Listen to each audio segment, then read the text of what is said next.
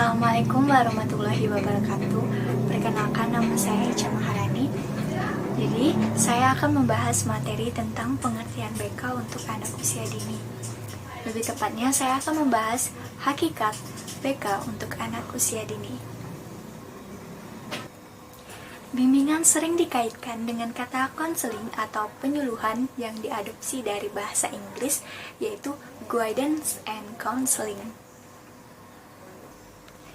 Adapun pendapat dari beberapa ahli sesuai dengan sudut pandangnya masing-masing, sehingga mendapat gambaran yang komprehensif tentang bimbingan.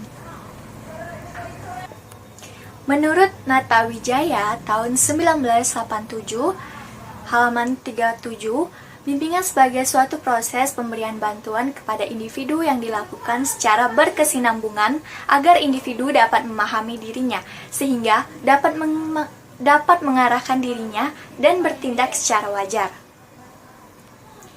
Sesuai dengan tuntutan dan keadaan lingkungan sekolah, keluarga, masyarakat, dan kehidupan pada umumnya. Adapun pendapat dari beberapa ahli yang lain, yaitu menurut Crow dan Crow, M. Surya tahun 1988, pada halaman 45, bimbingan diartikan sebagai bantuan yang diberikan baik kepada pria maupun wanita yang memiliki pribadi yang baik dan pendidikan yang memadai kepada seorang individu dari setiap usia untuk menolongnya, mengembangkan kehidupannya sendiri, membuat pilihan sendiri, dan memikul bebannya sendiri. Nah, dari pendapat dari beberapa ahli itu, maka dapat diartikan, bimbingan dan konseling pada anak usia dini dapat diartikan sebagai upaya bantuan yang dilakukan guru atau pendamping terhadap anak usia dini. Bantuan yang dilakukan oleh guru atau pendamping untuk anak usia dini ini agar anak dapat tumbuh dan berkembang secara optimal, serta mampu mengatasi permasalahan-permasalahan yang dihadapinya. Baiklah, itu tadi penjelasan dari saya mengenai hakikat BK untuk anak usia dini. Dilanjutkan kepada materi yang selanjutnya akan dijelaskan oleh rekan saya. Baiklah, di sini saya akan menjelaskan materi yang kedua tentang prinsip-prinsip bimbingan konseling untuk anak usia dini. Prinsip-prinsip bimbingan konseling untuk anak usia dini terdiri dari: pertama, bimbingan merupakan bagian penting dari proses pendidikan. Kedua, bimbingan diberikan kepada semua anak, bukan hanya kepada anak yang sudah mengalami masalah.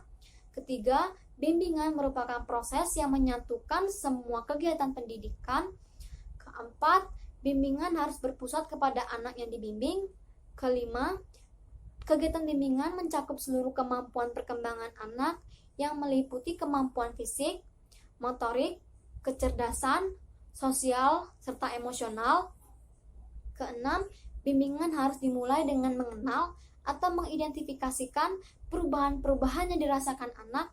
Ketujuh, bimbingan harus fleksibel dan sesuai dengan kebutuhan serta perkembangan anak. Kedelapan, dalam menyampaikan permasalahan anak kepada orang tua, hendaklah menciptakan situasi yang aman dan menyenangkan, sehingga memungkinkan terjadinya komunikasi yang wajar. Kesembilan, dalam melaksanakan kegiatan bimbingan, hendaknya orang tua diikutsertakan agar mereka dapat mengikuti perkembangan dan menerima bantuan kepada anaknya di rumah. Kesepuluh, bimbingan dilakukan seoptimal mungkin sesuai dengan kemampuan yang dimiliki guru atau pendamping sebagai pelaksanaan bimbingan.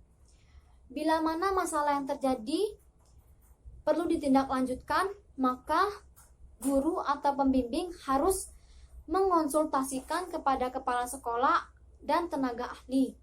Ke-11, bimbingan diberikan secara berkelanjutan. Sekian materi dari saya, terima kasih. Perkenalkan, nama saya Vanessa Surya Ramadan. Kali ini saya akan menjelaskan tentang fungsi bimbingan dan konseling untuk anak usia dini. Fungsi bimbingan dan konseling untuk anak usia dini.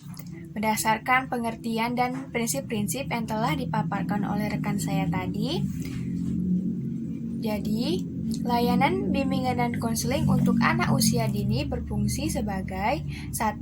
Fungsi pemahaman. Fungsi ini merupakan usaha bimbingan yang dilakukan oleh guru pembimbing untuk menghasilkan pemahaman menyeluruh tentang aspek-aspek seperti memahami dirinya sendiri, tingkah lakunya, sifat, maupun orang tua. Yang kedua, fungsi pencegah. Fungsi ini yaitu usaha pembimbing yang menghasilkan tercegahnya anak dari berbagai permasalahan yang dapat mengganggu atau menghambat ataupun menimbulkan kesulitan dalam proses perkembangannya. Yang ketiga, fungsi perbaikan. Fungsi ini merupakan usaha bimbingan yang menghasilkan terpecahkannya berbagai macam permasalahan yang dialami oleh anak didik, yang fungsi ini diarahkan pada terselesaikannya berbagai hambatan atau kesulitan yang dialami oleh anak tersebut. Yang keempat, yaitu fungsi pemeliharaan dan pengembangan. Fungsi ini merupakan usaha bimbingan yang menghasilkan terpeliharanya dan berkembangnya berbagai macam potensi dan kondisi positif anak didik dalam rangka perkembangan dirinya secara mantap, optimal, dan berkelanjutan. Di sini saya akan membacakan materi keempat tentang azas-azas BK untuk anak usia dini.